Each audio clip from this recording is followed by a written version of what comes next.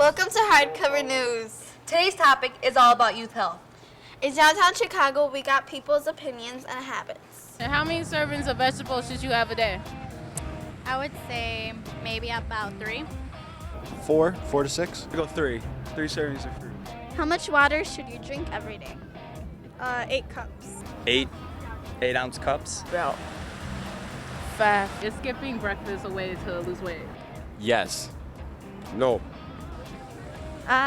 No. Is fat good for you? Fat? Depends on what kind of fat. No.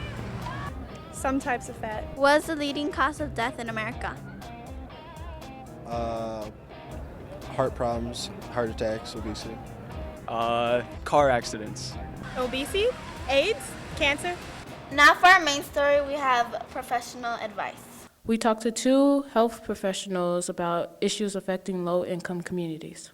In Humboldt Park alone, depending on the study, up to 64% of children and teenagers are overweight or obese. So it's a big epidemic that needs to be addressed. With my patients, most of them go to McDonald's or Burger King at least once a week. Lots of teenagers do it multiple times a week. We don't necessarily know how they're preparing our food because we can't see it. The difference with eating at home is that you know how the food's prepared, you're washing it, and you know the correct temperatures that you're supposed to have less bacteria or cross-contaminate. Whereas if someone else is doing it, you really can't see what's going on, and you really don't know how the food is being prepared. So if people really knew what happens to their bodies when it's soaked in chemicals, when it's soaked in fat, and if they understood that the number one killer in America is heart disease, which is a food-related diseases. A lot of the cancers that we get are from toxins and are food-related diseases. The organ most affected is the heart. So heart disease is probably number 1. But there's just so much that goes around that. There's the diabetes, high blood pressure, high cholesterol, bone and joint problems, like all of it sort of just compiles. But the number 1 leading cause is heart disease.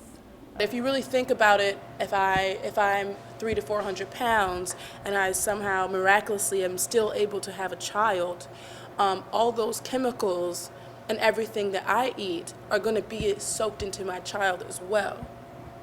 Once I have my child, and this is what happens most of the time that people really don't grasp, is that when I have my child, I'm maintaining my lifestyle. That child is also going to be eating everything that I eat. In a lot of the neighborhoods with our most vulnerable populations, it's not safe, so they're stuck inside and they can't run around like kids need to for their health. There aren't necessarily grocery stores with healthy foods in them. Schools are closing in these areas, and so that's the center of the community. That's where parenting classes were. That's where kids learned. That's where kids ate probably 2 meals of their day. Not necessarily healthy food, but I think it depends on sort of what knowledge we're being fed and then how educated or how many resources the person has to look beyond those advertisements and say, wait, that's not true. I need to do something differently. But in order for the whole problem to be solved and tackled, really all of those levels need to be addressed. In search of healthy alternatives for low-income communities, we found the Gary Comer Youth Center's rooftop garden and kitchen, where Willam youth are employed as farmers and chefs.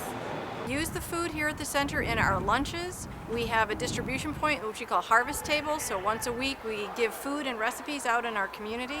And we're growing this food for the benefit of all the people who come here to the Gary Comer Youth Center. For a cook to do their job effectively, they need to get ingredients from somewhere, so it's really great having such a local, literally right here on our rooftop, that we have vegetables that we can incorporate into the kitchen. We spied in the classroom and found some interesting facts. What's in that bag, man? I know it's always wearing it. Don't even worry about it. It's my bag anyway. Just being nosy. Shh, man. Who is he talking to? I don't even know, man. Guys, can you please shut up? I'm trying to learn. Shut up, Angelica. It's not like you're paying attention anyway. Very funny. Yeah, the truth can be funny at times, so. Yeah, not really. Yeah, it's really. Do you even know what class this is? Spanish. No. Health. Blah, blah, blah, blah. You keep talking. Man, what are you doing? Wait, what? Fellas, is there a problem here? Yeah, Jay's trying to get in my bag. You know, this is one class you might want to pay attention in. Some of this stuff could be important to you. Man, I'm so glad it's lunchtime. I'm really hungry. Man, I'm telling you. Hey, what you got for lunch today? Food. Why? Cause I just wanted to know you always carrying that bag around. Man, it's none of your business. Man, you got some hot Cheetos? Let me get some. You over there holding out? Give me one good reason why I should give you some of these chips. Cause I basically help you pay for them. You owe me, man. Oh, really? Those are really bad for you. They give you headaches and make you drowsy. Oh, really? Yeah, just check the label. It has all the chemicals inside. How'd you know all that, Angel? I was paying attention in health class today. Damn.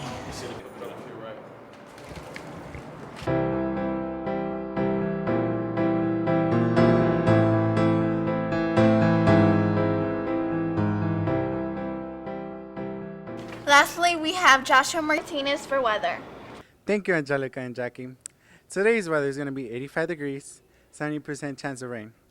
Most people think kids these days will stay inside and watch TV home all day. But I say no. To prove my point, we go to Gary Comer Youth Center in Woodlawn, where Arnisha Banks, Joshua Wright, and DeMarco Brown are working on a project for the community. Trying to promote nutrition in the community. Like, for example, I'm dealing with a cooking class. I'm trying to start a class during the school year where kids can earn enrichment credits from learning how to cook and eat healthy. I'm working on the exercise fair, and this is trying to get more of adults involved in the exercise fair. My project is working through Revere Care at the Back to School Jam, which is on August 1st. We're planning like a scavenger hunt type of thing where they have like 6 different stations where the kids get like a list of clues. They have to go find information. All the information is about exercise to teach them something new. And at each station they have to do like a physical activity. I plan to just like making people aware of what their body needs and stuff so they can try to live a healthier lifestyle and stuff, and making them know like that it's important to keep healthy and eat right and give your body the nutrients and the vitamins that you need every day. I hope to get kids more involved in exercise, show them that it's something more than just sitting down and watching TV, get them active. Like, if it's some type of exercise that they like to do, they get involved in it. Also, we have Ronnie Voss, our local sportsman. And now we go to Ronnie. Thanks, Jackie. Thanks, Angelica. I recently found youth playing sports in a nearby park nearby. And they've been engaging in sports activities, and they're staying fit and staying healthy. They even have yours truly, Ronnie Voss, engaging in their sports activities with them.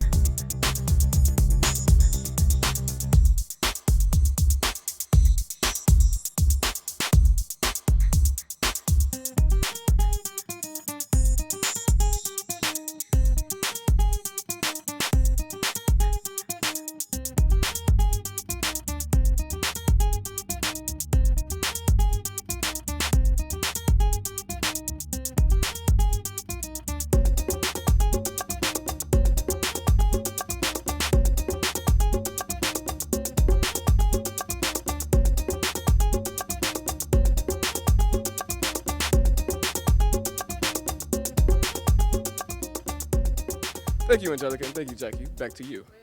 Hope you enjoy the show.